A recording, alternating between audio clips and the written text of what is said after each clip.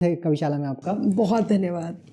क्योंकि इनिशिएटिव का नाम है बिग जर्नीज, तो हम आपकी कहानी से शुरुआत करेंगे। बहुत ऑफलाइन बात हुई है, क्योंकि हम लोग बुंदेलखंड से बिलोंग करते हैं, तो वो एक कनेक्ट पॉइंट है। बुंदेलखंड से आपकी मेरठ तक की क्या कहानी है? जैसे आपने कहा है ना बुंदेलखंड से है, तो बुंदेलखंड पे ही मैं ये बताने के लिए अटक गई कि बुंदेलखंड इतनी उर्वरा धरती है। दो उदाहरण तो आज आपके साथ ही बैठे हैं, अंकुर जी हैं, मैं हूँ। इतनी उर्वरा धरती है, लोग बहुत भोले होते हैं, प्यारे होते हैं, साथ ही उनमें जो टैलेंट है, गॉड गिफ्ट है, जो भगवान का दिया हुआ आशीर्वाद है, वो साहित्य के रूप में बहुत ज़्यादा है। तो बुंदेलखंड से मेरठ तक की यात्रा, अच्छा सबसे ख़ास बात मेरे इस जर्नी में ये है कि 1857 में जब क्रांति हुई, तो उस समय दो स्थान बहुत पॉपुलर हुए। एक बुंदेलखंड और झांसी की रानी, और दूसरा मंगल पांडे क्रांति धरा मेरठ से। तो मेरे जीवन में मैं जहाँ जन्म मैंने लिया वो बुंदेलखंड है, और जहाँ मैं जो मेरी कर्म भूमि है वो मेरठ है। तो ये क्रांति धरा मेरठ है। और क्योंकि कवि सम्मेलनों में आ गई थी, मंच पर प्रस्तुति करती थी, तो मेरे जीवन साथी खुद भी बहुत अच्छे कवि हैं, और हम लोग मंचों पे मिले, मुलाकात हुई, और शादी हुई, और फिर सीधे मेरठ। तो ये यात्रा कविताओं के साथ जीवन की भी यात्रा करते करते मैं मेरठ आ गई। अच्छा, इसमें आपने बात की जीवन साथी की, तो एक बहुत जरूरी जो लोगों की जिज्ञासा है, क्या कविताएं आपकी प्यार की पीछे की कहानी है? जी बिल्कुल, कविताएं और कविताओं की प्रस्तुति। कविताएं, कई बार यदि सिर्फ कविताएं होती तो शायद ये नहीं होता, लेकिन क्योंकि कविताओं को मंच पे प्रस्तुत किया, और मंच पे और भी ऐसे साथी रहे जिनके साथ इस यात्रा को प्रारंभ किया, जिनमें से एक साथी जो जीवन साथी हो गया, तो कविताओं की यात्रा करते करते जीवन की यात्रा भी हो गई। तो हाँ, कह सकते हैं कि कविताओं का बहुत बड़ा योगदान है मेरे जीवन में, बल्कि मेरे व्यक्तिगत जीवन में। आपने कभी कोई कविता सौरभ जी के लिए लिखी हो? मैंने कोई कविता सौरभ जी के लिए लिखी है? मुझे ऐसे लगता है कि कुछ भी हम प्रारंभ करते हैं तो उसमें परिवार कहीं ना कहीं होता है। जैसे आप या तो किसी व्यक्ति विशेष के लिए कविता लिख रहे हैं तब वो होता ही है।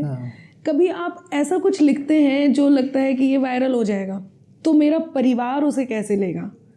तो हाँ, मैंने कविता लिखी है, सौरभ जी के लिए लिखी है, और वो बड़ी प्यारी है, और मुझे लगता है जो लोग सुन रहे हैं वो भी अपने जीवन साथी के लिए ये ज़रूर कहें, और शायद समझेंगे भी कि जो तुम जाते हो तो सुख के सभी आधार जाते हैं, फ़कत तुम तक हमारी ज़िंदगी के द्वार जाते हैं। ज़रूरत ही नहीं उस जीत की जिसमें नहीं हो तुम, ज़रूरत ही नहीं उस जीत की जिसमें नहीं हो तुम, तुम्हारे साथ के खातिर चलो हम हार जाते हैं। क्या बात है। और यही जीवन की बुनियाद भी है। अच्छा, वापस बुंदेलखंड में आते हैं, क्योंकि थोड़ा आजकल एक अलग मांग शुरू हुई है। हम अब जो उसके एक कारण चुनाव भी हो सकते हैं कि चुनाव आने वाले हैं। मुझे याद है कि जब मैं 12वीं और 10वीं में था, तब एक नेता हुआ करते थे वहाँ पे, मौदहा और महोबा के। उन्होंने डिमांड की थी उस टाइम पे कि बुंदेलखंड राज्य अलग बनना चाहिए। तो मैं थोड़ा आपसे समझना चाहता हूँ, क्योंकि आपने एक बहुत बृहद दुनिया देखी है, आपने राजनीतिज्ञों के जो विचार हैं इस पे वो भी सुने होंगे, और इस पे बातचीत हुई होगी। एक तो जो बुंदेलखंड की मांग है वो कितने मतलब सही है, गलत है आपकी नज़र से, और क्या बुंदेलखंड अलग होना चाहिए? जी बिल्कुल, बहुत अच्छी बात कही है। पहले तो ये कि मांग है वो सही है या गलत है। देखिए, अपना जो भारत है, भारत के हर स्थान की अपनी एक सांस्कृतिक धरोहर है, हर स्थान की सांस्कृतिक मान्यता है, हर स्थान पे, और मतलब अलग अलग बोलियों का। मैं उत्तर प्रदेश पे आती हूँ, क्योंकि बुंदेलखंड हमारे उत्तर प्रदेश में, उत्तर प्रदेश में अलग अलग बोलियों के साथ इस पूरे उत्तर प्रदेश को सजाया है। और ये मांग गलत बिल्कुल भी नहीं है मेरी दृष्टि में। उसका कारण ये है कि पिछले दिनों हमारी सबसे अच्छी बात यह है कि उत्तर प्रदेश सरकार ने एक ऐसे हिस्से पर नज़र डाली है जो कई वर्षों से उपेक्षित थी। ये आप भी समझ सकते हैं और तमाम बुंदेलखंड वासी ये जानते हैं कि वो एक स्थान ऐसा था जो उपेक्षित था, जिस पर सरकारों की नज़र नहीं जाती थी, जिसे मतलब एक तरह से पिछड़ेपन का पर्याय बताया जाता था। तो एक उम्मीद जागी है, दोबारा एक उम्मीद जागी है जब बुंदेलखंड में हथियारों की फैक्ट्री लगाई गई, नदियों के जोड़ वहाँ पर दिए गए, जल की जो सबसे बड़ी समस्या थी उस समस्या को ख़त्म किया गया। और पिछले दिनों मैंने भी यूपी में बाबा में सबसे ज़्यादा बुंदेली भाषा में इस गीत को गाया था और इसमें जितने तमाम जो चीज़ें थी जो इसमें बढ़ी हैं वो सब बताई थी। यदि ये अलग प्रदेश बनता है, पहली बात तो ये कि हम इसी सरकार से उम्मीद भी कर सकते हैं। उसका कारण बताती हूँ। आपने देखा इसी सरकार में तेलंगाना, उत्तराखंड और झारखंड ये जब अलग हुए तो उत्तराखंड उत्तर प्रदेश से अलग हुआ, क्योंकि उत्तराखंड की अपनी खुद की एक सांस्कृतिक विरासत है जिसे सहेजा गया। बुंदेलखंड की अपनी सांस्कृतिक विरासत है जिसे सहेजने के लिए इसमें कोई बुराई नहीं है कि इसका एक अलग अपना ओहदा हो, इसका एक अलग सब कुछ अलग हो। आगे चलकर ये आर्थिक दृष्टि से भी समृद्ध होगा और सबसे बड़ी बात कि इसकी जो सांस्कृतिक धरोहर है वो भी बचेगी और वो भी सहेजी जाएगी। तो मैं चाहती हूँ कि हाँ, ये अलग होना चाहिए।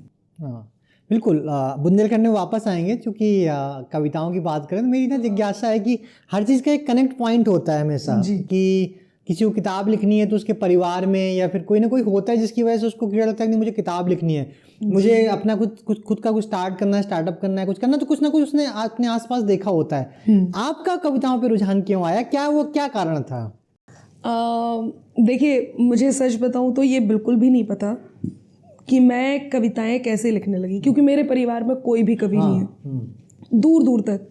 दादाजी के बारे में सुना है, मैं बहुत छोटी थी जब वो गुजर गए, तो उनके बारे में सुना है कि वो कविताएं लिखते थे, बल्कि वो तरन्नुम में बात करते थे, काफियों में। तो ये मैंने केवल सुना है, उनकी कोई कृति मुझे देखने को नहीं मिली, पढ़ने को नहीं मिली। तो मुझे क्या लगता है, कविताओं में इतनी ताकत होती है कि यदि आपके परिवार में कोई कवि नहीं है और आप कवि होते हैं, माँ शारदे ने आपको वरदान दिया है, आप कविता लिख लेते हैं, तो आप परिवार बना सकते हैं। मेरे परिवार में कोई नहीं था, लेकिन हाँ, मैंने परिवार बना लिया है। मेरा मतलब ये है कि मेरे पति कवि हैं और मेरा छोटा बेटा है, वो भी कवि है, वो कविताएं लिखता है। तो शुरुआत ऐसे हुई है, मेरे परिवार में कोई कवि नहीं था। अच्छा, इतने अनुभव के बाद में अगर आपको कविता को डिफाइन करनी हो, किसी की अगर कविता की कुछ परिभाषा होती हो तो क्या होगी आपके हिसाब से? वो मन सरिता पर चलने वाली नाव को कविता कहते हैं। मन सरिता पर चलने वाली नाव को कविता कहते हैं। मरहम का मोहताज न जो, उस घाव को कविता कहते हैं।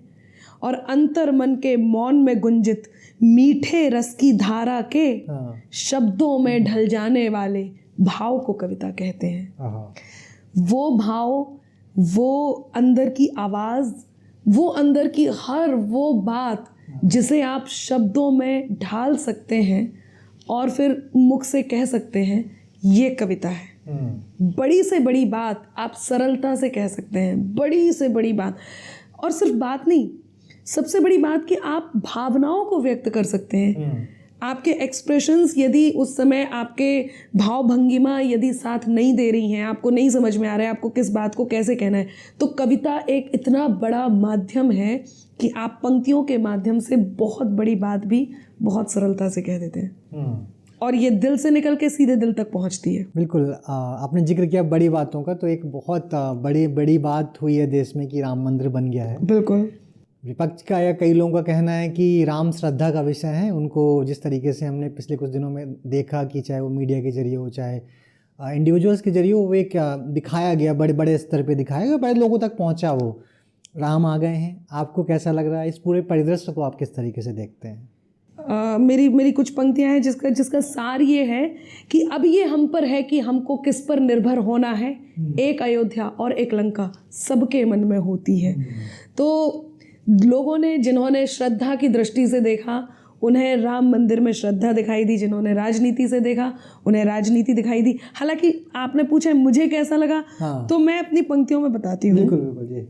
कि कुछ जगमग उल्लास हमारे एहसासों के साथ चले, कुछ जगमग उल्लास हमारे एहसासों के साथ चले, आंखों में कुछ उम्मीदों के नए नवेले खाब पले, और मैं थी एक अमावस लेकिन दीवाली सी रोशन हूँ, मैं थी एक अमावस लेकिन दीवाली सी रोशन हूँ, जब से मन की अवधपुरी में राम नाम के दीप जले।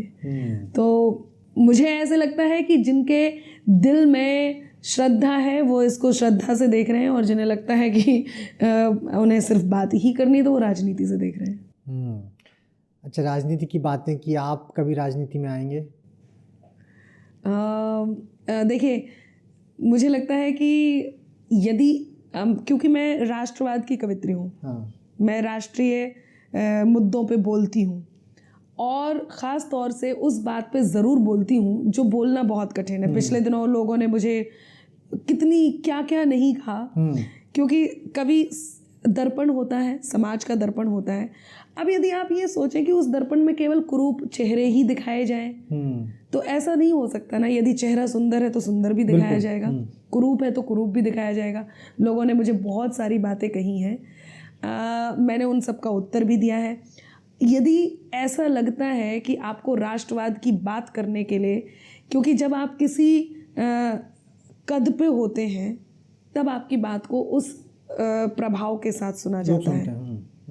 आपको अपनी बात को प्रभावशाली करना है तो आपको किसी कद पे होना बहुत ज़रूरी, किसी पद पे होना बहुत ज़रूरी है। तो यदि मुझे अपनी बात को प्रभावशाली करना, मुझे लगता है कि कविताओं के माध्यम से मेरी राष्ट्रवंदना हो रही है तो ठीक है। मुझे लगता है कि हाँ, ये एक रास्ता ये भी चुनना है जिसमें जाकर के आप राष्ट्रवंदना, राष्ट्र आराधना, आप राष्ट्र सेवा कर सकते हैं, तो हाँ, मैं राजनीति ज़रूर चुनूंगी। बिल्कुल, और इंतजार रहेगा, हम आपको ज़रूर देखना चाहेंगे भविष्य में। ज़रूर। और मैं चाहूँगा कि आप बुंदेलखंड से, जब भी आप अपनी राजनीति की शुरुआत करें तो बुंदेलखंड से करें। से करूँ। बिल्कुल जी। सही है।